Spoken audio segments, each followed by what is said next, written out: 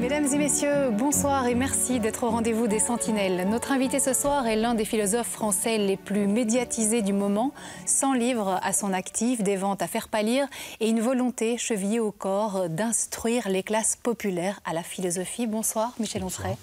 Alors vous vous qualifiez de philosophe hédoniste, il sera question d'hédonisme dans cette émission. On parlera aussi de l'intérêt pour tout citoyen de s'intéresser à la philosophie. Il sera question de sagesse, le titre de votre dernier ouvrage, et de notre rapport à la nature, au cosmos. Alors il y a un aspect qu'on ne pouvait pas éluder dans cette émission, c'est votre côté polémiste quand même. On vous entend énormément sur les plateaux de télévision, vous vous exprimez beaucoup notamment sur votre site internet et vous vous exprimez sur des sujets sur lesquels on ne vous attend pas forcément, sur la succession de Johnny Hallyday, sur la nudité, sur les vaccins et récemment sur les gilets jaunes et la politique du président Macron. Je vous propose pour commencer de regarder quelques images. Votre Altesse, votre Excellence, votre Sérénité, mon cher Manu, mon roi, mais aussi mon chéri. Je me permets en effet cette familiarité, mon cher Manu, car des photos t'ont récemment montré partout sur la toile, aux Antilles, enlaçant un beau black bodybuildé en prison. Bodybuildé en prison, c'est pas la photo qui est faite en prison, mais c'est le body du corps en question, luisant de sueur tropicale, ce qui semblait te ravir jusqu'au plus profond, si tu me permets l'expression. Moi, je n'ai jamais cru en Dieu. Enfin, j'ai cru en Dieu autant qu'au Père Noël, ou aussi longtemps qu'au Père Noël. Puis à un moment donné où j'ai cessé, parce que j'avais, je sais pas, 8-9 ans, et oui, pourquoi pas l'histoire sainte, mais pour le reste, Dieu, les anges, Marie qui monte au ciel, ça, j'ai jamais vraiment souscrit à ça. On a épargné des millions de vies avec les vaccins possibles et imaginables. On travaille aujourd'hui à un vaccin contre le sida. Je le rappelle quand même pour les gens qui critiquent le principe des vaccins.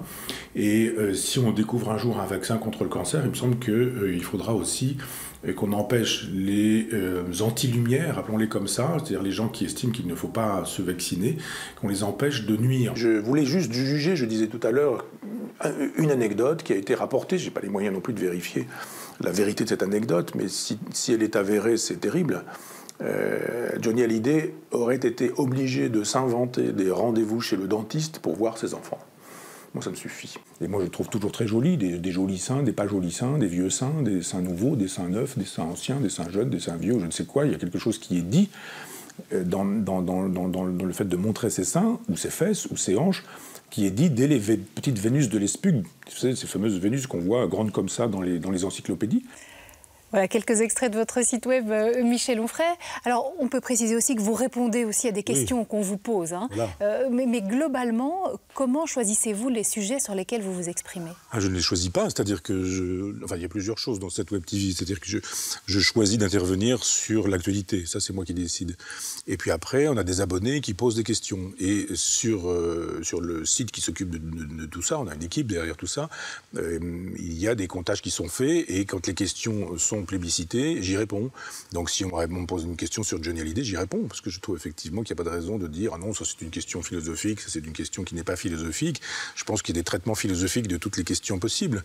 Donc vous avez après ça mélangé des interventions ironiques, la lettre à Macron, mais je veux dire que tout le monde a montré ces extraits de la lettre à Macron, mais personne n'a dit que je me servais des 5 doigts de la main pour dire quelle chose on pouvait reprocher aujourd'hui à Macron, qui relève plus ou moins de la justice. Mais j'ai souvent dit qu'effectivement, repris cette phrase, vous savez, le sage montre la lune, l'imbécile regarde le doigt.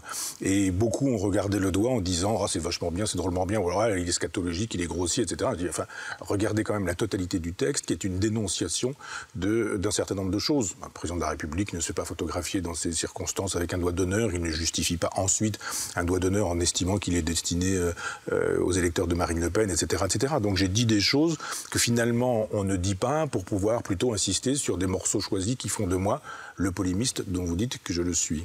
Bon, après, on avait envie aussi de montrer tout ce qu'on trouve sur le site, hein, mais dans le cas de ces lettres au président Macron, est-ce que vous en attendez quelque chose ou c'est une façon avant tout de faire valoir votre liberté d'expression ?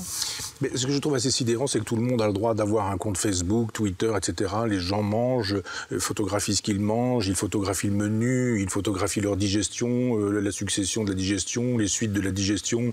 Ils partagent tout ça avec des amis en disant qu'ils ont bu ceci, mangé cela. Ils se photographient en train de vomir, et en soutien-gorge sur la plage. Je trouve ça très bien. Puis après, on me dit, mais enfin, qu'est-ce qui vous autorise à dire ce genre de choses? Je pense que quand tout le monde s'autorise de lui-même pour raconter sa vie, le philosophe peut s'autoriser de son travail pour intervenir philosophiquement sur des questions d'actualité, parce que pour moi, il n'y a pas une philosophie qui serait réservée aux philosophes et puis pas de philosophie du tout. Je pense que la philosophie, elle permet de penser le monde, tout le monde, et y compris des aventures comme celle de Johnny Hallyday, comme celle d'un doigt d'honneur justifié, légitimé, revendiqué par un président de la République, mais aussi, ce sont des questions que j'aborde, parce qu'elles me sont posées parfois, la différence entre l'hédonisme et le démonisme, est-ce qu'Épicure était épicurien? Enfin, il n'y a pas que ce genre de questions et que ce genre de réponses. Oui, donc c'est le rôle du philosophe de raccrocher l'actualité peut-être à une pensée plus profonde. Oui, parce que je crois qu'aujourd'hui, il ne nous reste plus grand-chose d'un certain nombre de philosophes de l'Antiquité, mais si on avait eu des journalistes à l'époque qui auraient suivi Socrate avec une caméra, eh bien ils auraient filmé les débats que Socrate avait sur la place publique, sur l'agora avec les gens qui passent, et on aurait probablement eu des questions de ce genre-là, et Socrate y aurait probablement répondu. Je ne suis pas Socrate, mais je pense qu'on sait peu de choses des philosophes antiques parce que tout ça a disparu.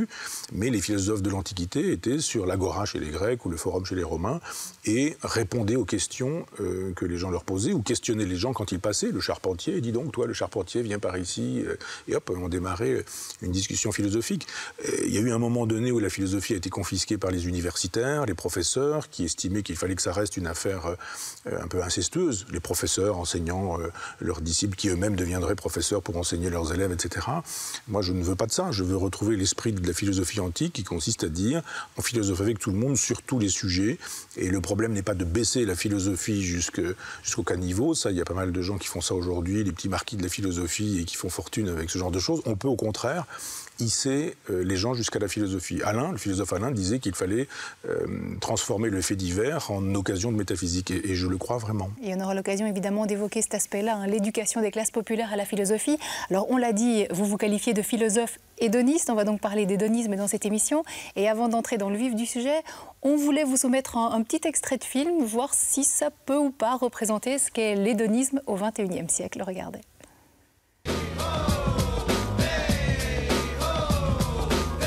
It was our time to party big, and just as Brad was released from jail too.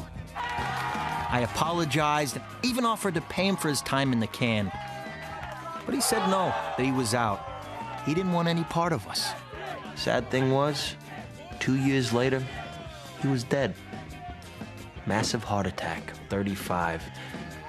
Same age Mozart died. Not that they have a hell of a lot in common, but anyway, I don't know why that came to mind.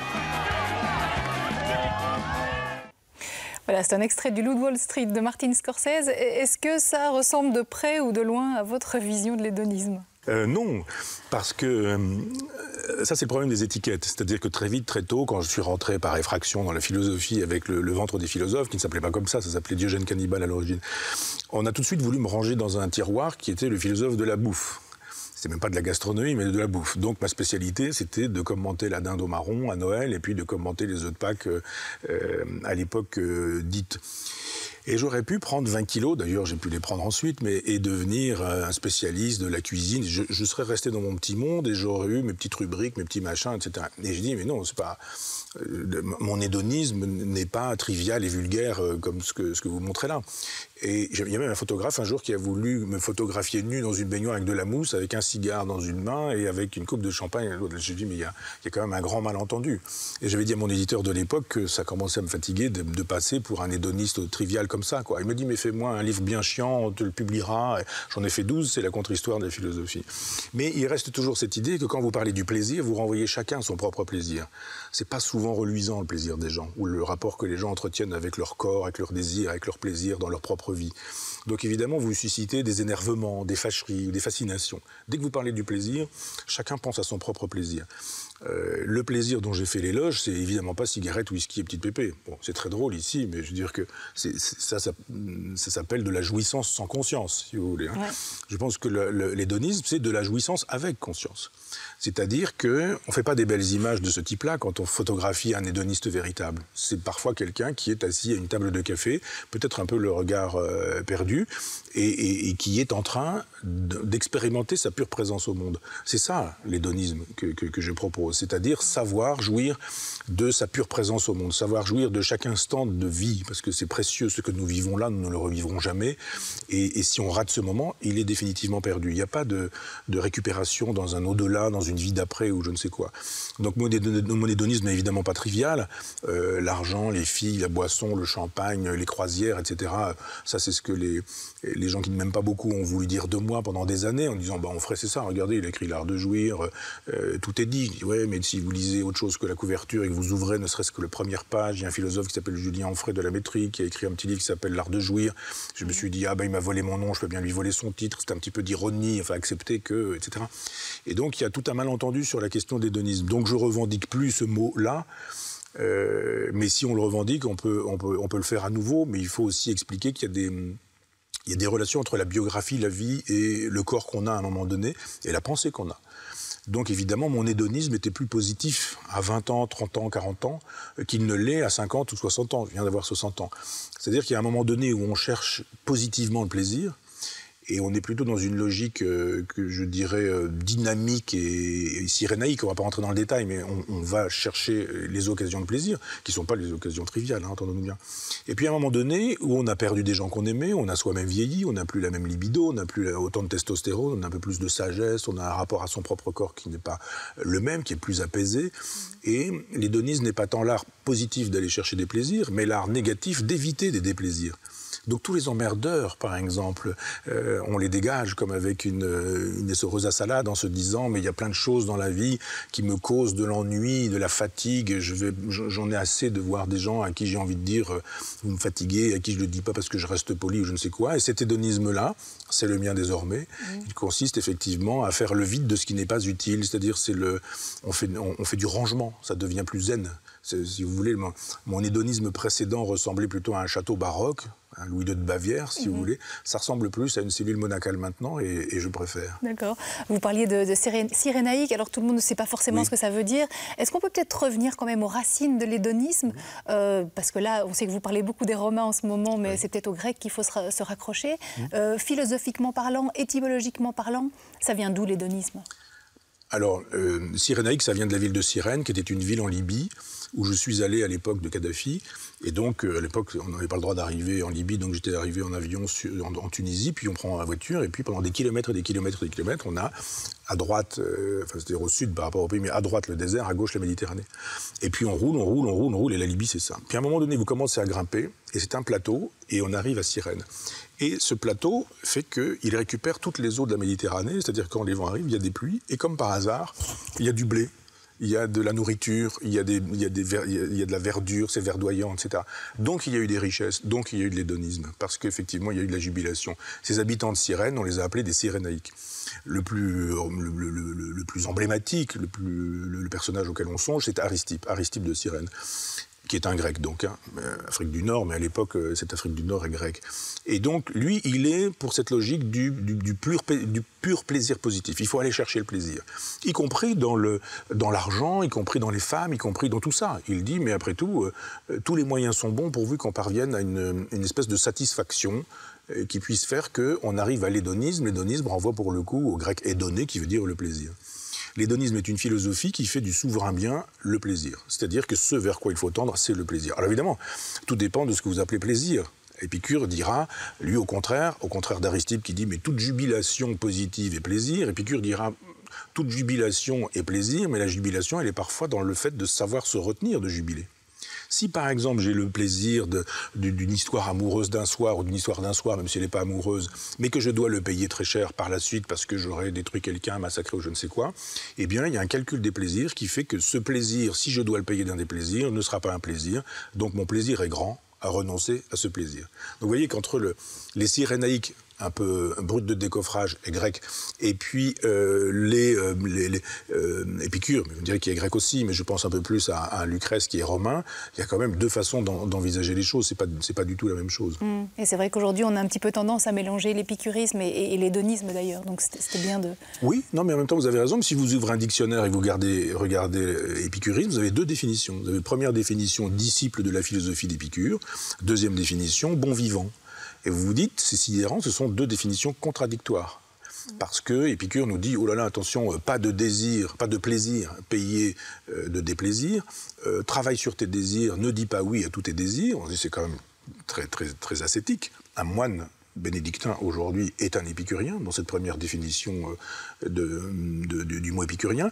Et puis après, bon vivant, alors là pour le coup, sauf le moine des chaussées aux moines, mais je veux dire, c'est pas du tout la même chose. C'est justement cigarette, whisky et petite pépé. Ouais. Et sur un certain nombre de mots de la philo, comme ça, qui relèvent de la philosophie, matérialisme, idéalisme, spiritualisme, c'est stoïcien, on dirait alors il est stoïque, il est stoïcien, c'est pas exactement ce qu'est le sens philosophique premier, le sens originel. Donc le travail du philosophe, c'est de dire attention, sens philosophique, sens trivial et parfois cynique, par exemple, le sens trivial et le sens philosophique sont opposés. Un cynique est un disciple de Diogène et de l'école cynique chez les Grecs, c'est pas du tout un personnage sans foi ni loi, mais c'est aussi sens second un personnage sans foi ni loi. D'où le fait que parfois il y ait des malentendus. Pour en revenir à votre philosophie hédoniste, c'est une proposition psychologique, éthique, érotique, esthétique, politique, etc. C'est a priori une philosophie qui s'applique à tous les domaines de la vie. Alors sur le plan éthique, vous dites qu'une éthique hédoniste suppose un combat athéologique. On ne peut donc pas être croyant et hédoniste ? Vous savez, moi j'ai toujours pensé, après Nietzsche ou derrière Nietzsche, que la philosophie était autobiographique. Si Dieu m'avait donné la grâce de croire en lui, ce qu'il n'a pas fait, mais comme je n'y crois pas, je n'attends rien, évidemment, j'expliquerai qu'on peut être hédoniste et croyant et chrétien. J'ai plein d'amis chrétiens qui m'expliquent qu'ils sont hédonistes et je ne vois rien à redire à ça. Simplement, ils prennent des libertés quand même avec le christianisme. Parce qu'il y a Jésus, qui pour moi est une figure conceptuelle qui n'a jamais existé historiquement, mais qui est un produit annoncé par l'Ancien Testament, dont le Nouveau Testament nous dira qu'il est arrivé. Enfin, ça c'est un peu compliqué, c'est le sens de mon livre qui s'appelle Décadence, dans lequel j'ai raconté tout ça.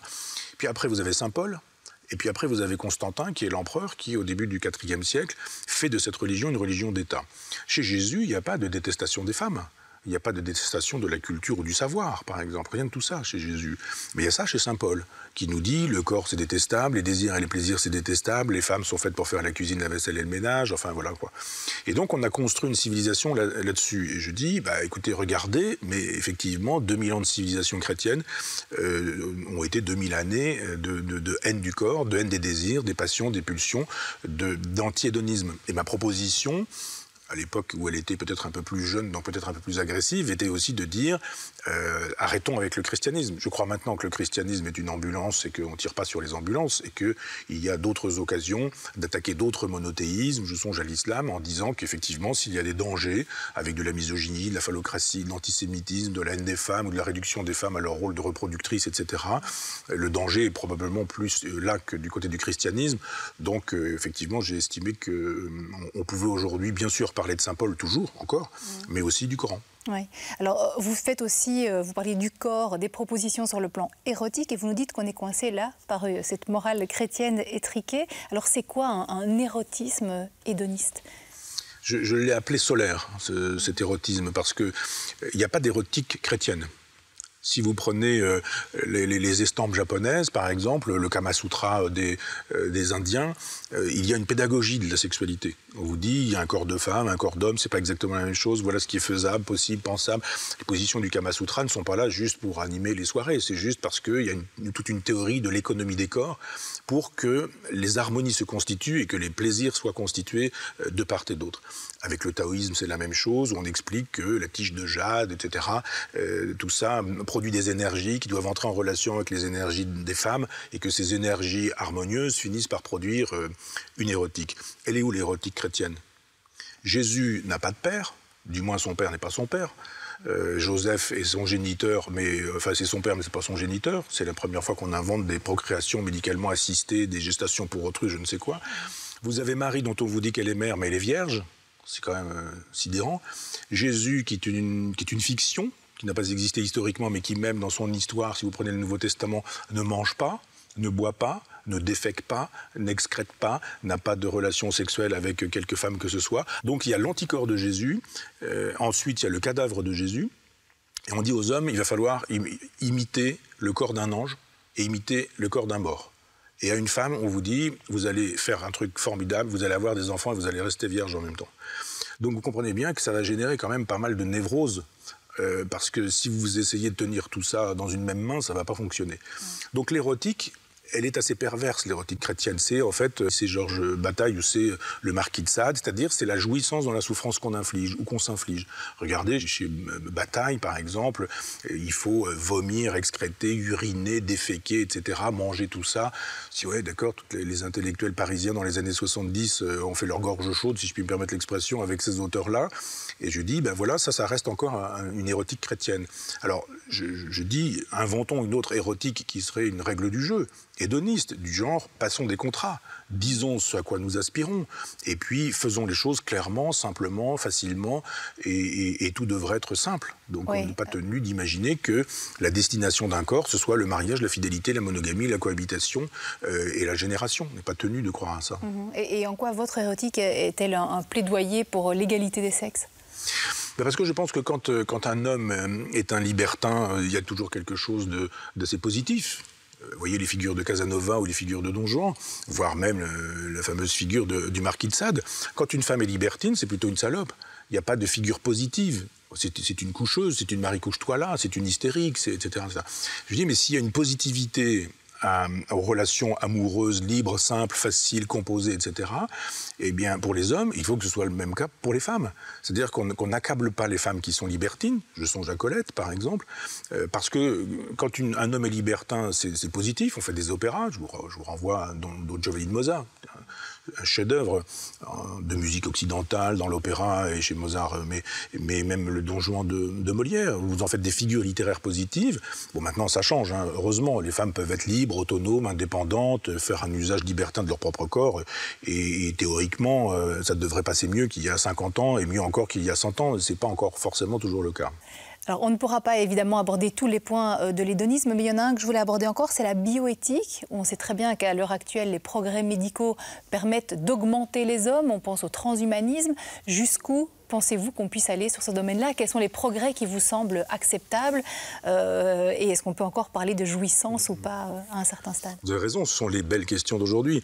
Ma première dissertation, quand j'étais en seconde, que ma prof de français, enfin notre prof de français nous a donné une dissertation, c'était une phrase de Rabelais à laquelle j'ai rien compris. Je me suis dit, je suis censé faire une dissertation.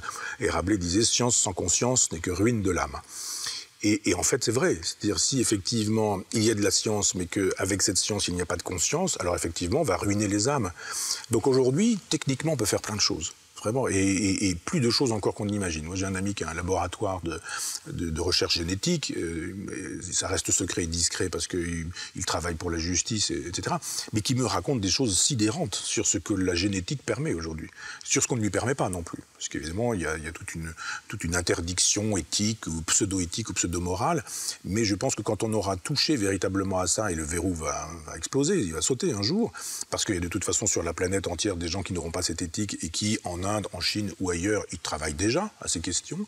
Il y a même théoriquement avec les GAFA des gens qui travaillent sur ce sujet. Et on voit bien qu'effectivement, cette science, elle existe, mais elle est sans conscience.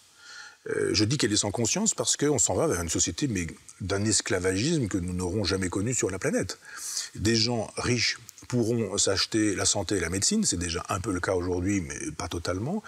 Et la médecine, ce sera la possibilité de vivre, je sais pas, enfin, 100 ans, 200 ans, je ne sais pas exactement ce qui se passera, mais il y a des gens aujourd'hui qui travaillent sur des greffes de cerveau. Ça veut dire que quand vous pouvez greffer le cerveau de quelqu'un sur le corps d'une jeunesse, eh bien, il n'y a aucune raison pour que ça se passe mal pendant les 100 années qui vont suivre, etc. Sauf à avoir des problèmes avec son propre cerveau, mais on peut même imaginer que le génie génétique permettrait etc. Tout est vraiment possible et pensable. J'écrirai d'ailleurs un des volumes de la brève histoire de la philosophie sur la question de la transgénèse, et ça s'appellera nihilisme, donc pour vous dire ce que j'en pense. Mais vous avez raison, il y a un moment donné où la médecine devient problématique, même si elle a toujours été antinaturelle, la médecine. Si la nature vous donne une pathologie, le médecin qui vous dit je vais vous raconter des choses de chaman qui va faire des fumigations autour c'est de la culture. Et on dit la culture va pallier ce que la nature vous inflige. Moi j'ai des lunettes, donc peut-être vous des lentilles, je ne sais pas, mais enfin tous les gens qui ont des problèmes de vue aujourd'hui ne disent pas non, moi je suis astigmate, je suis hypermétrope, je suis myope, il n'est pas question que je corrige ça. Donc on corrige et tout le monde trouve ça normal. Des problèmes d'audition, mais des appareils pour entendre, etc. On a un problème cardiaque comme une valve, tout le monde comprend qu'effectivement quand il s'agit de restaurer un état de santé perdu, la médecine, elle est bonne, elle est tout à fait défendable. Vous dites, voilà, il y a quelqu'un qui risque d'avoir un cancer, on fait un vaccin, ou il y a une chimiothérapie, ou aujourd'hui l'immunothérapie, on se dit, formidable, allons dans ce sens. Maintenant, la médecine de la transgénèse, c'est plus du tout réparer un corps malade, c'est augmenter un corps dont on estime qu'il doit mieux voir, mieux entendre, mieux ceci, mieux cela, vivre plus longtemps, vivre plus longuement, intégrer plus d'informations.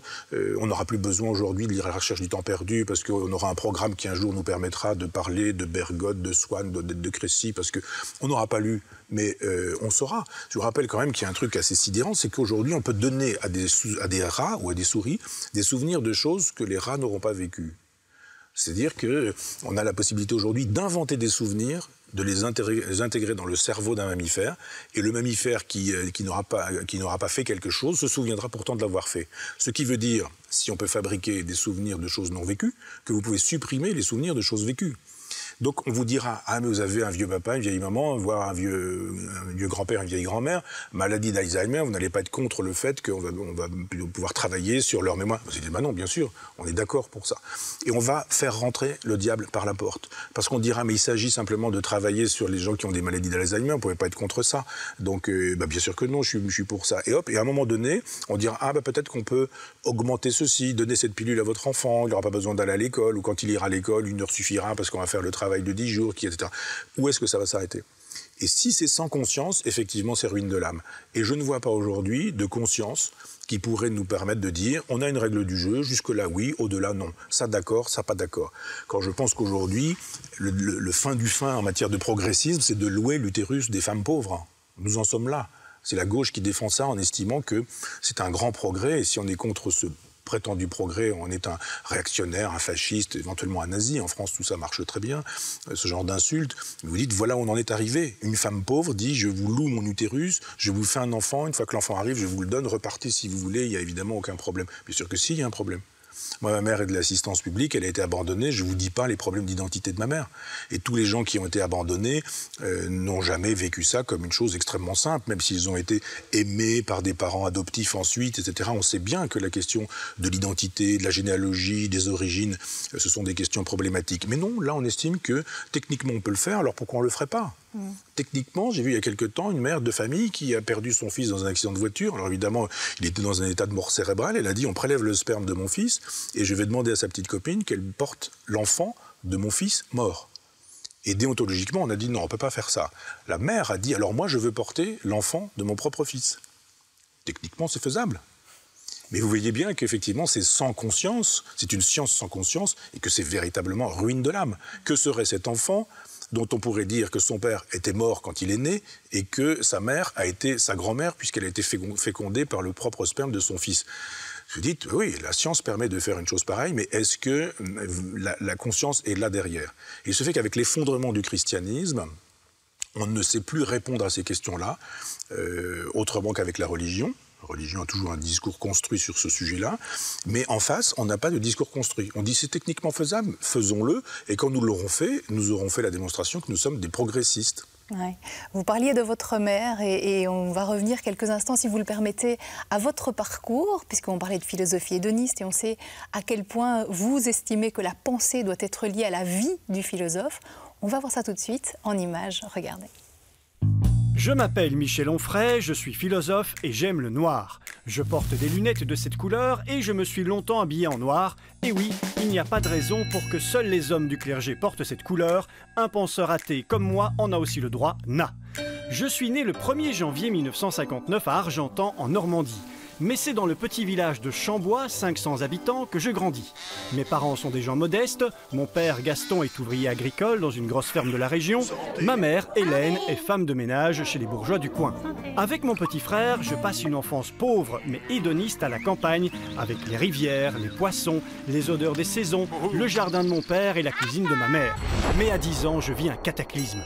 Mes parents m'inscrivent dans un pensionnat religieux. C'est l'horreur. Prêtres pédophiles, punitions collectives en pyjama dans la neige, coups de baguette, silence obligatoire dans les dortoirs. C'est là que se développe mon envie de liberté et de résistance à l'autorité. C'est là aussi que je découvre les livres, notamment Le vieil homme et la mer d'Ernest Hemingway. Heureusement, je rentre dans mon village pendant les vacances. C'est sur le marché de Chambois que je découvre mes premiers maîtres à penser dans une caisse de livres d'occasion. Ils s'appellent Nietzsche, Marx et Freud. Ou encore l'auteur latin Lucrèce, dont le livre de la nature des choses m'apprend qu'on peut être moral sans croire en Dieu. Mais ma pensée ne se forge pas que dans les livres. Mon libraire m'ouvre l'esprit. Mon coiffeur et les ouvriers de la fromagerie du village où je travaille comme étudiant m'initient à l'anarchisme, par exemple. À l'époque, je veux devenir biologiste, instituteur maternel, voire conducteur de train. Raté, je m'inscris à la faculté de Caen en philosophie. J'y croise un autre de mes maîtres à penser, en chair et en os celui-là, mon professeur de philosophie antique, Lucien Gerfagnon, qui m'ouvre les portes de la culture et de l'intelligence. En 1983, j'ai 24 ans et je donne cours de philo dans un lycée technique à Caen. J'avais envie de travailler avec des jeunes laissés au bord de la route de l'éducation. À 28 ans, je suis victime d'un infarctus. J'ai vraiment cru mourir. Et j'ai tout de suite regretté de mourir sans avoir écrit de livre. Je ne suis pas mort et je me suis mis à écrire. J'ai écrit mon premier livre, Le ventre des philosophes, en 4 jours. Depuis, je n'ai plus jamais arrêté d'en rédiger et d'en publier. On ne les compte plus, mes ouvrages. En fait, si, on en est à 100. Mais citons-en quelques-uns quand même. L'anti-manuel de philosophie, où je rénove la manière d'enseigner la philo. Le traité d'athéologie, où je critique les 3 religions monothéistes. La série de la contre-histoire de la philosophie, où je ressuscite les penseurs effacés par le christianisme. Ou encore le crépuscule d'une idole, où je taille une croupière à Sigmund Freud. En 2002, peu après l'arrivée de Jean-Marie Le Pen au second tour des élections présidentielles, je décide d'agir. Je quitte mon poste d'enseignant et je fonde l'Université populaire de Caen où je donne cours de philosophie gratuitement 2 heures par semaine. Mon but est de vaincre le nationalisme par la connaissance. Bon, je me rends compte que je vous parle surtout de Normandie, mais je suis aussi un grand voyageur. J'ai bourlingué un peu partout dans le monde et je n'exclus pas de m'enfuir un jour au chaud avec ma bibliothèque. Mais jusqu'ici, c'est vrai que je reviens toujours à Argentan, l'endroit où je retrouve la paix. Et oui, onfray, ça veut dire donner la paix en scandinave. Et bon Dieu, auquel je ne crois pas, qu'est-ce qu'on ferait sans un endroit qui nous donne un peu de paix ? Michel Onfray, est-ce que vous vous reconnaissez dans ce portrait ? Bah oui, on peut mourir tranquille après ça. ça. Oui, il y a 2 ou 3 petites choses qui sont fausses, mais enfin ça, c'est pas important. Je sais pas sur le marché de Chambois, parce que Chambois était une petite ville mais d'Argentan, mais c'est un peu normal. J'ai mélangé un peu tout ça. Donc, mais non, c'est très bien vu, c'est très drôle et c'est très juste. C'est très juste parce que je crois qu'il y a dans la vie des moments importants, des gens qui nous font. Vous avez parlé de mon coiffeur qui est décédé il y a une dizaine de jours et qui, après des années passées sans conscience, enfin du moins je le pense, et ce sont des gens qui m'ont constitué, Lucien Gerfagnon m'a constitué aussi, et de fait les trajets se constituent avec des individus qui nous donnent des chances. On parlait de votre papa qui était ouvrier agricole, qui avait un fort lien à la terre, un lien qu'il vous a évidemment transmis. Est-ce en lien avec lui que vous avez forgé une philosophie qui soit à ce point ancrée dans le réel ?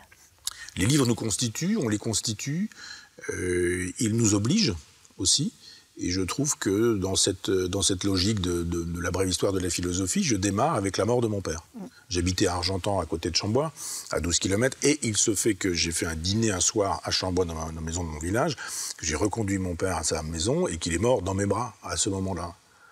Et on grimpait la petite église, la place de l'église du village, et je lui tenais le bras, il n'avait pas forcément besoin de ça, mais enfin je lui tenais le bras, puis à un moment donné, il me dit « il faut que je me mouche ». Il sort son mouchoir, son grand mouchoir, et je regarde le ciel, comme on faisait souvent tous les deux, et le ciel était couvert, et on voyait rien du tout. Il y avait une espèce de couleur marronasse, un peu bizarre. Il était minuit 20, et je dis à mon père, on verra pas la lune ce soir, et mon père me dit non, ce soir, le temps est couvert. Il est mort, debout, dans mes bras. Après, d'un seul coup, presque comme une énergie, je ne crois pas à l'âme, mais c'est comme si son âme m'avait pénétré, comme si sa force devenait la mienne, comme s'il me disait quelque chose du genre à ton tour, vas-y. Et j'ai voulu raconter cette force dans une saga dont je ne sais pas où elle me conduit. Au départ, c'était 3 livres, mais j'ai raconté Cosmos, enfin j'ai dit dans Cosmos comment mon père était mort, de quelle manière, ce qu'était cette force, enfin, de quelle force j'avais hérité. Donc j'ai parlé de la nature, du cosmos, des étoiles, des anguilles dans la rivière, bon, ça c'est Cosmos. Après ça, j'ai raconté effectivement le Décadence, c'est-à-dire cette histoire du judéo-christianisme. Et j'ai voulu aussi comprendre ce christianisme, et c'était aussi en relation avec mon père. Et ce 3e volume, Sagesse, est aussi en relation avec mon père, parce que mon père m'a pas transmis grand-chose sur le terrain verbal, mais il m'a transmis tout sur le terrain de l'exemple. Et je me suis dit, mais la morale, c'est pas seulement une affaire qui renvoie au Dieu des chrétiens. On n'a pas besoin de croire en Dieu, l'au-delà, Jésus, Marie, Joseph et tout ça. C'est une règle du jeu, la morale. Et quelle était la règle du jeu de mon propre père ? Et je me suis dit, mais c'était un roman. Et je suis reparti sur ces traces, d'une certaine manière. Et je me suis dit, mais quel temps j'ai perdu avec les bibliothèques, avec les livres. Revenons à des choses essentielles. Voilà pourquoi j'estime que, avant ces 3 livres-là, j'ai écrit 2 ou 3 choses, mais c'était des essais, on dira des essais pour parvenir à ceux-là qui sont aussi des essais. On l'a vu dans votre portrait, vous êtes d'origine modeste, populaire, et vous avez toujours eu à cœur, justement, vous l'évoquiez tout à l'heure, d'élever les classes populaires et de les initier à la philosophie. Vous avez, à 24 ans, été professeur de philo dans un lycée technique. On le voyait aussi dans votre portrait. Vous vous êtes impliqué pendant plus de 16 ans dans l'université populaire de Caen, que vous avez créée ou recréée, puisque les universités populaires existent depuis la fin du 19e siècle. C'était en 2002, au moment où Jean-Marie Le Pen a failli passer au second tour. Je vous propose, pour se mettre un petit peu dans l'ambiance, de vous voir justement dans un échange avec le public. Regardez.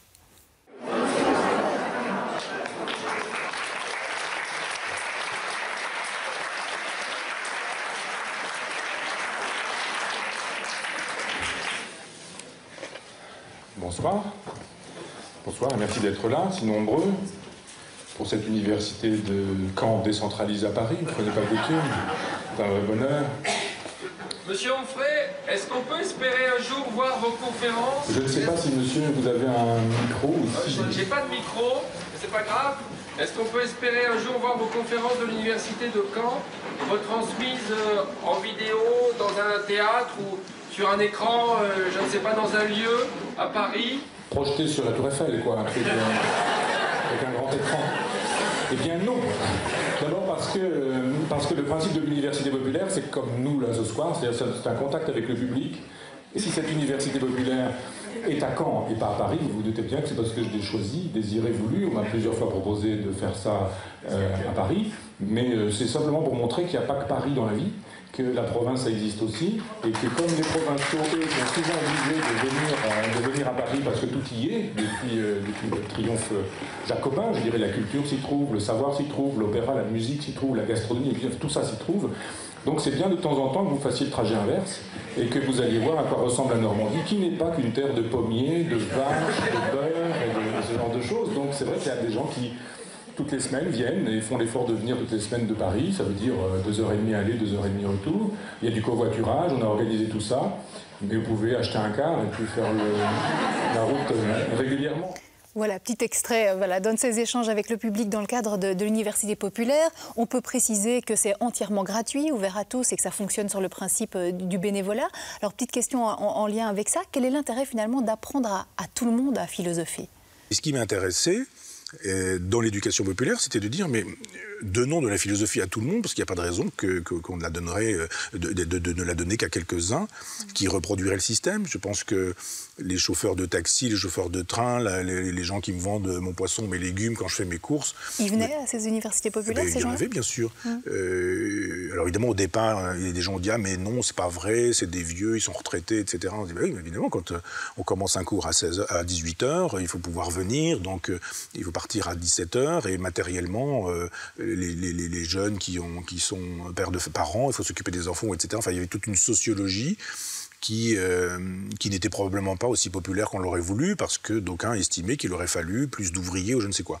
Puis je dis, mais moi, j'ai jamais fait une université prolétarienne. J'ai dit populaire. Populaire, ça veut dire on accueille tout le monde. Alors après, les gens se débrouillent pour trouver du temps, ou pas trouver du temps. Les 2 dernières années, je faisais cours le dimanche après-midi. On pouvait pas... Il n'y avait aucune excuse pour dire on ne peut pas venir. Donc tous les âges, toutes les professions pouvaient venir. C'était à 16h jusqu'à 18h. C'était gratuit. Nous payions, l'université populaire payait la location de la salle. Je travaillais gratuitement et bénévolement. Et il y avait là, effectivement, des gens de tous âges, de toutes origines, de tous milieux, de tous revenus, de tout niveau intellectuel. Mais j'ai toujours voulu m'adresser au plus grand nombre. Et le peuple, pour moi, c'est ceux sur lesquels s'exerce le pouvoir et pas ceux qui exercent le pouvoir. Ouais. Est-ce que vous pensez que, justement, des cours de philo pour tous, ça peut aider à sortir de crises comme celle des Gilets jaunes actuellement? Écoutez, si vous voulez que je vous parle franchement, et je vais vous en faire la confidence, je ne l'ai jamais faite publiquement, mais je pense que ça a été un échec, l'université populaire. Les gens ont consommé, pendant une quinzaine d'années, des contenus. Et j'ai pu démarrer avec Démocrite, j'ai terminé avec Jean Kelevitch ou Guy Debord, et on est passé par des philosophes inconnus, méconnus, mais qui étaient tous hédonistes, qui étaient tous dans le partage, qui étaient tous dans la fraternité, qui faisaient tous l'éloge justement du partage et de la fraternité. Et j'ai découvert que sur les bancs, tout le monde était effectivement d'accord avec le contenu. Dans la vie, c'était plus du tout ça. Donc des gens qui s'engueulaient parce qu'ils avaient mis un manteau pour réserver des places, d'autres arrivaient, ils s'engueulaient. Je dis mais à quoi ça sert de venir à l'université populaire pour faire de telle sorte que la philosophie puisse être pratiquée dans la vie, alors qu'on est en train d'insulter quelqu'un qui a juste demandé s'il pouvait s'asseoir pendant que quelqu'un d'autre a mis un manteau, je ne sais quoi. Alors cette idée que la philosophie permettrait de sauver, permettrait de faire avancer les choses, que sur la question des gilets jaunes on pourrait peut-être avancer s'il y avait un peu plus de philosophie, etc. J'ouvre une parenthèse pour dire que nous disposons théoriquement d'un président de la République formé à la philosophie. Il n'a pas perdu une occasion, quand il s'agit de séduire les électeurs, de faire savoir qu'il était l'assistant de Paul Ricoeur, qu'il aimait beaucoup le philosophe Habermas et qu'il avait travaillé avec Étienne Balibar, qui ne se souvient pas de l'avoir eu comme étudiant, sur un mémoire concernant Hegel et Machiavel. Donc voilà un personnage qui est frotté de philosophie à défaut d'être philosophe. Croyez-vous qu'il gère pour autant mieux que tout autre qui n'aurait jamais fait de la philosophie la question des gilets jaunes? Bien sûr que non. Donc sur ces affaires-là, la philosophie ne sert à rien, sauf si elle est pratiquée par quelqu'un qui a un peu de grandeur d'âme, un peu de ce que je... Mais ça ne s'acquiert pas, là, la grandeur d'âme. Ça s'acquiert, mais quand c'est pas acquis un jour, ça ne le sera jamais acquis ensuite. Je crois que tout ça, c'est de l'éducation. Si on ne l'éduque pas, si on n'est pas éduqué à la maison, si on n'est pas éduqué par des enseignants, si on n'est pas éduqué par des gens qui sont des chances, un enfant est une cire vierge. Et sur cette cire vierge, on va imposer un sceau. Et ça peut être le sceau de la débilité, de la bêtise, de la méchanceté, du cynisme, de la couardise. Mais ça peut être aussi celui de la grandeur, celui de la parole donnée, celui du sens de l'honneur. Vous parlez de grandeur et de parole donnée, c'est peut-être ce qu'on peut justement acquérir des Romains, puisque vous en parlez énormément dans votre dernier ouvrage, Sagesse. Un ouvrage que vous avez sous-titré « Savoir vivre au pied d'un volcan ». C'est un péplum philosophique dans lequel vous convoquez les philosophes romains, qui seraient d'ailleurs dans le concret, là où les Grecs seraient plutôt dans l'abstraction. Dans cet ouvrage, vous convoquez entre autres Lucrèce, Pline le Jeune, Caton l'Ancien, Sénèque, Cicéron. Alors qu'est-ce qui vous fait dire aujourd'hui que les Romains sont dans le concret pleinement, là où les Grecs ne le seraient pas ? Vous allez me contraindre d'être un peu technique, mais si vous regardez dans l'histoire de la philosophie, un texte comme le Parménide de Platon, un grec, qui dit on va réfléchir sur la question de l'être, du non-être et de l'articulation de l'être et du non-être. Est-ce que l'être est? Est-ce que le non-être est? Le non-être est-il? Le non-être pourrait-il ne pas être? Vous voyez un peu le genre de choses. Vous prenez la métaphysique d'Aristote, où on vous interroge sur la science de l'être en tant qu'être en vous disant quelle est l'ontologie. Tout ça, c'est très bien. Vous prenez, encore un grec, vous prenez, troisième grec, un Plotin qui écrit les Énéades et qui va réfléchir sur les hypostases, sur le nous, l'imbien et le logos. Vous dites tout ça est formidable. Et puis après, quand je m'interroge et que j'ai répondu à la question, oui, le non-être est, mais s'il est, il ne peut pas ne pas être, etc., ça permet d'être agrégé de philo, docteur en philosophie, professeur qui impressionne ses élèves. Et quand vous rentrez chez vous, comment est-ce que vous allez vivre la souffrance, la douleur, l'amour, l'amitié, le plaisir, l'argent, le rapport aux choses, etc. Donc les Grecs pensent des choses extrêmement conceptuelles. Vous parlez de l'amour. Chez Platon, le banquet, hop, tout le monde boit un coup et chacun fait son discours sur l'amour. Et on est en train de parler de l'idée d'amour. Est-ce que, par exemple, l'idée d'amour a besoin d'amoureux pour exister? Ah non, parce qu'il faut qu'il y ait une idée d'amour qui fonctionne dans le ciel des idées, et les individus sont plus ou moins amoureux en fonction du fait qu'ils se rapprochent de cette idée. Bon, très bien, c'est une philosophie pour philosophes. Chez les Romains, c'est pas du tout comme ça que ça se passe, vous ne trouverez aucun texte qui soit aussi nébuleux que ceux dont je viens de parler. Le Parménide, la métaphysique, le Parménide de Platon, la métaphysique d'Aristote ou les Énéades de Plotin. Vous avez en revanche des textes consacrés à la vieillesse, à l'amitié, chez Cicéron. Vous avez des textes, les lettres à Lucilius par exemple, chez Sénèque, où on vous dit comment vivre, comment vieillir, comment mourir, comment souffrir. Tu vois ton âge avancé, penses-tu à ta mort? Comment vas-tu aborder ta propre mort? Quel rapport as-tu au bien ou aux choses? Faut-il posséder? Est-ce que quand tu possèdes, tu n'es pas possédé parce que tu possèdes? Là, d'un seul coup, vous vous dites, mais bon sang, ça me parle ça. Quand on me demande si j'ai un ami, ce qu'est mon ami, ce qui définit l'amitié, ce qu'est l'amour conjugal, ce qu'est la fidélité, ce qu'est le sens de la parole donnée, et qu'on vous donne des exemples, et que vous vous dites, mais cet exemple me parle, Je n'ai pas besoin d'être un spécialiste en philosophie pour réfléchir sur la question de l'amour. J'ai avec, par exemple, le père des Gracques qui découvre un jour, mauvais présage, un couple de serpents enlacés sous son lit, un mâle et une femelle. Et on dit il va falloir en supprimer un. Mais si tu supprimes le mâle, c'est toi que tu supprimes. Si tu supprimes la femelle, c'est ta femme que tu supprimes. Que fais-tu? Que fait le père des Gracques? Il dit on tue le mâle, il meurt. Et sa femme survit. Alors c'est une histoire, mais c'est une anecdote qui parle bien plus que n'importe quel discours sur ce sujet-là. D'un seul coup, vous savez ce que c'est que l'amour. C'est donner sa vie pour quelqu'un qu'on aime. Alors quand on dit « Ah, c'est le christianisme qui invente ça », mon œil, c'est très avant le christianisme, ce sont les Romains. Et des histoires comme ça, il y en a des tonnes. Cincinnatus, qui est consul, qui est en train de labourer avec son animal, avec son bœuf à sa charrue, et qui est nu, et qui est en train de pousser le soc de sa charrue. Les consuls, on vient le chercher, on lui dit « Cincinnatus, on a des problèmes avec des tribus qui assiègent Rome, on a vraiment besoin de toi, sois notre dictateur ». Un dictateur, c'est quelqu'un à qui on donne les pleins pouvoirs pour faire quelque chose de très précis. Et quand la chose est faite, il rend le pouvoir et c'est fini. C'est pas du tout la dictature du XXe siècle. Hein. On dit, tu as les pleins pouvoirs pour régler le problème. On donne les pleins pouvoirs à Cincinnatus, il règle le problème, les tribus sont matées, Rome est préservée. Que fait Cincinnatus? Il repart dans son champ et il reprend sa charrue. Donc voilà deux exemples pour vous dire qu'on ne fait pas des grandes théories sur ce qu'est le pouvoir, pour expliquer que finalement les gens qui sont au pouvoir se servent du pouvoir. Non, ils sont là pour servir une cause et on ne se sert pas de la cause. Donc vous voyez qu'on a besoin d'être un peu frotté à la philosophie si on veut parler d'être en tant qu'être, d'ontologie, de substance, de codité, de quiddité ou de ce genre de trucs. Ça c'est très bien pour les philosophes de profession. Mais là, simplicité, sobriété, rapport à la nature, rapport au pouvoir, ce qu'est l'amour véritable, ce qu'est l'amour d'amitié, ce qu'est l'amour avec un compagnon, une compagne, vous voyez, ce sont des choses que tout le monde peut comprendre. Effectivement, vous parliez d'amitié, alors est-on en train aujourd'hui de perdre le sens de l'amitié? Je vous propose, avant d'y répondre, de nous tourner quelques instants vers le Japon. Regardez. Dans la capitale japonaise, 42 millions de personnes se croisent tous les jours, se croisent seulement car beaucoup de Japonais souffrent d'une grande solitude. Comme Eri. Elle a 28 ans, elle travaille dans une agence immobilière et le week-end, quand elle ne fait pas des jeux sur son téléphone, se cherche sur Internet une amie à louer. J'ai quitté Tokyo après l'université et quand je suis revenue, tous mes amis étaient déjà mariés. Je n'avais plus d'amis. Recommencer à zéro, ça prend beaucoup de temps et d'énergie. C'est pour ça que je préfère louer quelqu'un. Et c'est simple comme un clic. Alors j'ai trouvé ce site, ce service Family Romance. Et là, je cherche une copine pour l'après-midi. Le rendez-vous est pris. Ici, près du port de Tokyo, avec la nouvelle copine qu'elle a choisie pour l'après-midi sur le site internet. Elle a pris le forfait de 3 heures, facturé 30 € de l'heure. Elle s'appelle Urara, elle a 28 ans, elle aussi. C'est donc une amie professionnelle. Eri est sa deuxième cliente de la journée. Elles ne se connaissent pas. Après un petit thé, histoire de faire connaissance et papoter, elles iront faire du shopping en copine. Grâce à ce service, je peux parler à quelqu'un qui ne me connaît pas, qui ne connaît pas mon passé. Il n'y a pas d'arrière-pensée, de calcul. C'est parfois difficile de se confier à de vrais amis. Là, je ne me prends pas la tête. Michel Onfray, qu'est-ce que vous en pensez? Est-ce qu'on peut vraiment appeler ça de l'amitié?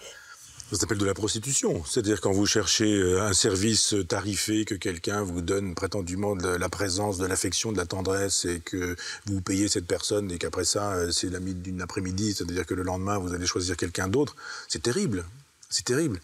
Je ne suis pas contre les usages d'Internet pour trouver des compagnons ou des compagnes. Des gens me disent parfois, on s'est rencontrés sur Internet comme si c'était honteux. C'est pas grave. Je veux dire, on se rencontre dans le train, on se rencontre au café, au travail, pourquoi pas sur Internet. Donc j'ai rien contre ce type de rencontre. Mais j'ai contre ce genre de rencontre où on sait très bien qu'on fait semblant. On joue à l'amitié.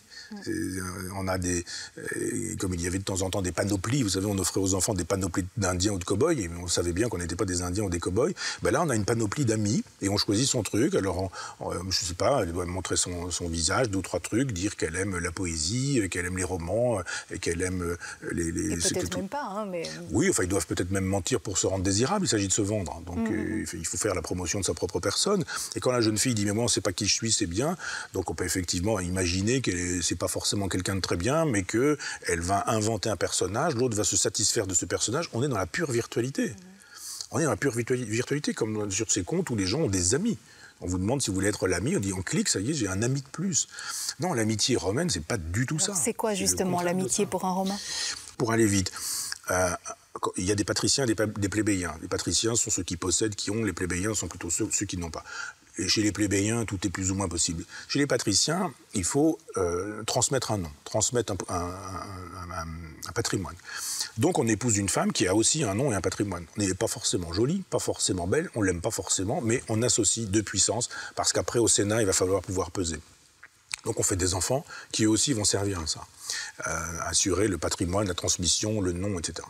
Et quand on a ces relations, évidemment, si vous avez envie de tendresse, d'affection ou de sexualité, peut-être que vous pouvez avoir une sexualité avec votre épouse, mais bon, quand on a fait des enfants, quand on a passé un certain temps ensemble, c'est plus exactement la même chose, donc vous avez le bordel.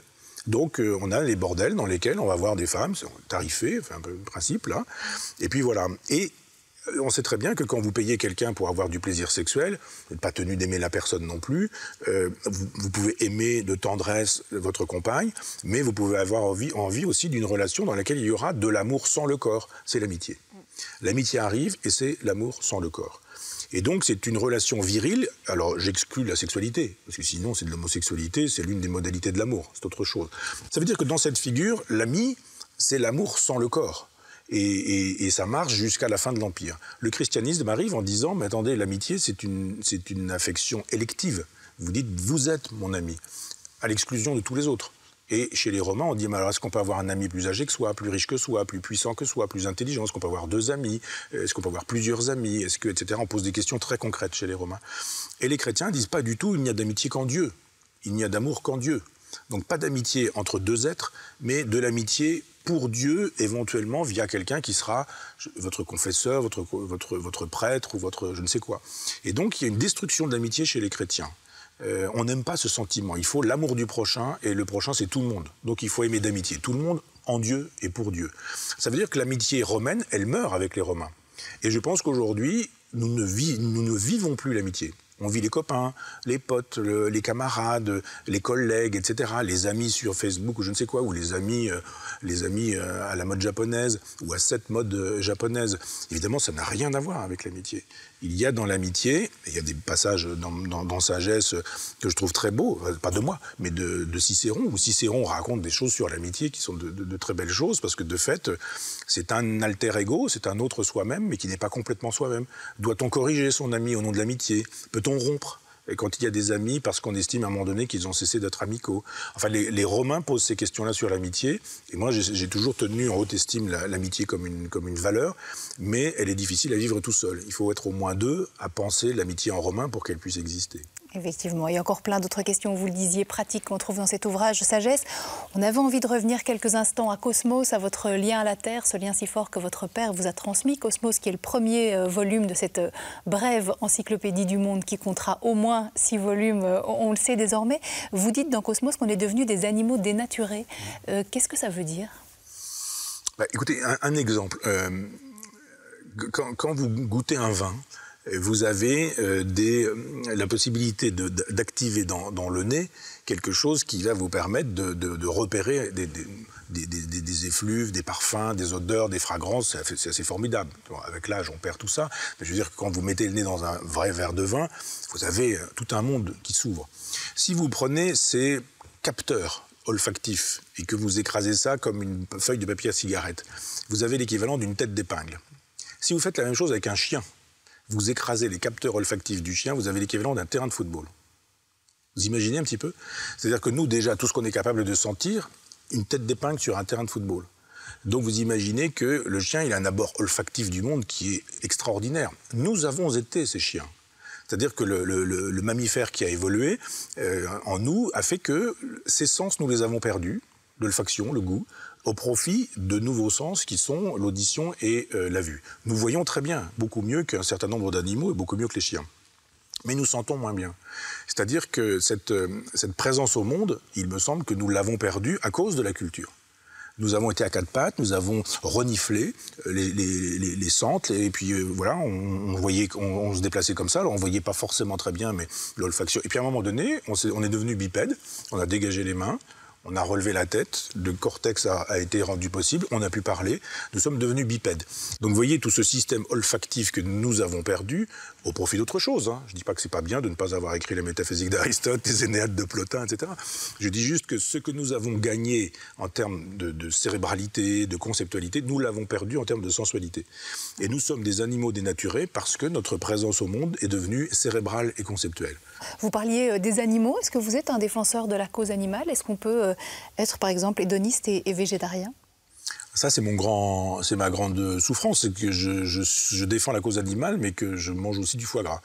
Alors, il faudrait rentrer dans le détail, mais juste dire que un végétarien, ça ne suffit pas. Le végétarien dit, bon, je ne suis pas végétalien, donc je mange des œufs, par exemple, je mange du beurre, etc. Sauf que, pour qu'il y ait du beurre, il faut qu'il y ait le lait d'une vache qui a un veau. Le lait, il n'est pas fait pour faire du beurre, il est fait pour nourrir un veau. Ça veut dire que si vous mangez du beurre, il faudra priver une vache de son veau. Ce qui veut dire que quand vous tartinez votre pain beurré, votre pain pour y mettre du beurre, et que vous dites, ah, mais moi je suis végétarien, je défends la cause animale, vous envoyez un veau à l'abattoir. C'est la même chose avec les œufs. Vous dites, moi je mange des œufs, donc vous faites votre petite omelette, sauf que vous êtes en train d'envoyer à la broyeuse des poussins, parce que tout ce qui est poussin mâle, c'est inutile, donc on broie les poussins, et puis etc., etc. Donc on voit bien que la cohérence du végétarien, ce serait de devenir végétalien, et ce serait même de devenir vegan. Ce qui veut dire que le végétarisme, c'est bien, le végétalisme, c'est mieux, le véganisme, c'est encore mieux en termes de congruence. Mais si vous pratiquez ça au-delà du petit personnage disant « c'est moi, c'est mon éthique personnelle », mais si vous dites « on en fait une affaire d'État, ça devient une affaire nationale, etc. etc. », alors là, à ce moment-là, effectivement, vous allez au-devant de vrais problèmes. Parce qu'il y a un moment donné où les animaux qui ne s'ensauvageront pas seront mangés par d'autres et l'homme aura péril à rester dans la nature. Donc c'est une belle conception cérébrale. Je suis plutôt un partisan de la cause animale en estimant qu'il faut des cultures raisonnées, que nous sommes des prédateurs et que, hélas, dans la nature, tous les animaux sont des prédateurs et que les animaux mangent eux-mêmes des animaux pour survivre. Ça n'a aucun sens, aucun poisson n'est végétarien. Donc il y a un moment donné où il faut penser la nature non pas en urbain qui conceptualise, en grec, je dirais, mais en romain en disant si nous sommes végétariens, véganes, etc., concrètement, ça donne quelque chose d'intenable. Donc, soyons dans une agriculture raisonnée, ne faisons pas souffrir les animaux, arrêtons tout ce qui est élevage industriel, permettons aux animaux de vivre véritablement leur vie en sachant qu'ils la termineront, nous terminerons aussi notre vie, et qu'on doit pouvoir intégrer la question de la mort des animaux, mais des hommes aussi, c'est-à-dire la mort du vivant, dans notre perspective, parce que nous ne savons plus mourir, nous ne voulons plus la mort, nous écartons la mort, et ça fait partie de ce genre de considération qu'on trouve chez les véganes. J'ajoute que si vous vous intéressez aux arbres, aux plantes, etc., vous voyez qu'il y a un système neuronal, je mets tout ça entre guillemets, mais il y a un système neuronal chez les plantes, que les plantes communiquent, que les plantes souffrent, que les souches, quand on a coupé un arbre, que les souches gardent des informations qui sont données par tout un réseau de mycélium, de champignons, et aux autres arbres qui survivent avec la présence de l'arbre mort, parce qu'il est toujours là comme une mémoire. Je dis juste, attention, si vous voulez vraiment élargir la réflexion au vivant, élargissez-le, pas seulement à ce qui vous ressemble, un chat, un chien, une vache, un éléphant, mais allez-y sur tout ce qui est vivant. Et là, pour le coup, il va falloir penser la puce, la tique, le pou, eh oui, qui sont des animaux, le moustique, et puis aussi les carottes, dont le cri n'est pas entendu, mais il existe tout de même. Si vous filmez en accéléré des végétaux, vous voyez comment ils vivent, comment ils vont vers des choses parce qu'ils sont attirés, comment ils fuient d'autres choses parce que ce sont des choses stressantes. Et si on est capable de se projeter dans le temps du végétal, tout autant que dans le temps de l'animal, on voit effectivement que tout ce qui est vivant est dans une logique hédoniste. Vous voyez, je vous fournis une conclusion formidable. Formidable, mais la vraie conclusion, elle va arriver maintenant, Michel Onfray, parce qu'il me reste une question quand même à vous poser. Quel serait votre espoir pour demain? Que les gens cessent d'avoir de l'espoir. Je pense que espérer, c'est se mettre dans la situation d'avoir à désespérer, au sens étymologique, désespérer. Il ne faut pas espérer en disant « j'attends quelque chose » parce que si on n'attend pas, si on attend, on risque d'être déçu. Si on n'attend pas, on ne sera pas déçu. En revanche, il faut prendre, savoir prendre. Alors disons que c'est un espoir, que je joue votre jeu, mais j'espérerais que tout un chacun ait la capacité d'habiter le présent, l'instant, pour qu'ils se disent, ce tout un chacun, que l'hédonisme, c'est d'être dans la pure présence au monde et de jouir de cette seconde qui ne reviendra jamais, de cette minute qui ne reviendra jamais, parce que l'histoire ne repasse pas les plats, il n'y a pas de vie au-delà, et il y a juste une vie en deçà de la mort, il n'y a pas de vie après la mort, mais en revanche, il y a une vie avant la mort, et c'est ça qu'il ne faut pas rater. Donc espérons qu'un grand nombre constatera qu'il y a une vie avant la mort et qu'elle est bien plus importante que l'hypothèse d'une vie après la mort.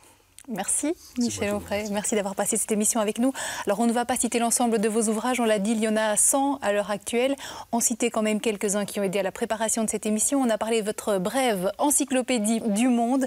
Il y a Cosmos, Décadence et le dernier qui est sorti il n'y a pas très longtemps, c'est Sagesse. Alors je ne vais pas prendre tous les livres qui sont sur la table là, mais peut-être quand même les citer. Il y avait L'art de jouir, le manifeste hédoniste, il y avait Rendre la raison populaire ou encore Le deuil de la mélancolie. Pour revoir cette émission, ça se passe sur Ovio. Pour nous écrire, pour en apprendre davantage sur nos invités, n'hésitez pas à vous rendre sur la page Les Sentinelles sur le site de la RTBF. Merci à vous d'avoir été des nôtres, merci à toute l'équipe qui a aidé à la préparation de cette émission. Très belle fin de soirée et à bientôt.